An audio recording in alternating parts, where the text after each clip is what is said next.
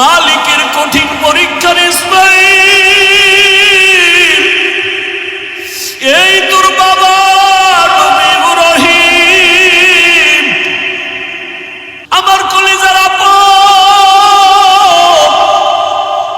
এত আদরের সন্তানের এতদিন আমি পাই নাই। যত সামনে যায় তত ইব্রাহিমের কলিজাটা দুর্বল হয়ে যায়। ঘরের দরজায় ইসমাইলের পাইয়া ডাক দিছে, বাবা আসো। কিন্তু ইসমাইল চিনে নাই লোকটাকে। ঘরের মধ্যে দৌড় দিছে। আল্লাহর নবী সালাম দিলেন, আসসালামু আলাইকা ইয়া আহলাল বাইত। ঘরের মধ্যে ঢুইকা যখন হাজেরা দেখলো, সালাম নিয়ে কান্না শুরু করল, চোখের পানি, হৃদয় হৃদয় ভাঙ্গা কান্না। ইসমাইলের মা কয়, চিনোনি বাবা? এই তোর বাবাই বড়, বাবার কাছে যাও, দূরে থাকিও।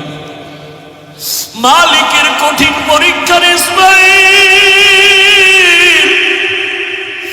এই তোর বাবা নবী ইব্রাহিম।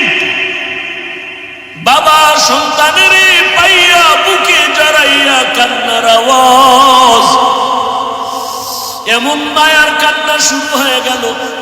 নবী আবার চিন্তা করলেন, না জানি আবার মায়ার কারণে পরীক্ষায় ফেল করি। নবী বললেন, হাজেরা দেরি করার সময় নাই, জবাই করতে নিব তাও তো বলা যাবে না। নবী কৌশল করে বললেন, ও হাজেরা, ইসমাইলের সুন্দর করে সাজাইয়া দাও, মালিকের দাওয়াতে যাব। মা হাজেরা তো ভাবছেন দুনিয়ার কোন মালিক দাওয়াত দিছে সেখানে যাবে।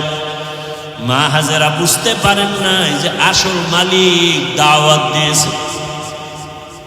মা হাজেরা এতটুকু বুঝা দুনিয়ার মালিকের দাওয়াতে যাবে, বাবার সাথে যাবে। মা বড় আনন্দিত হইয়া ইসমাইলের এমন সুন্দর করে সাজায় দিলেন।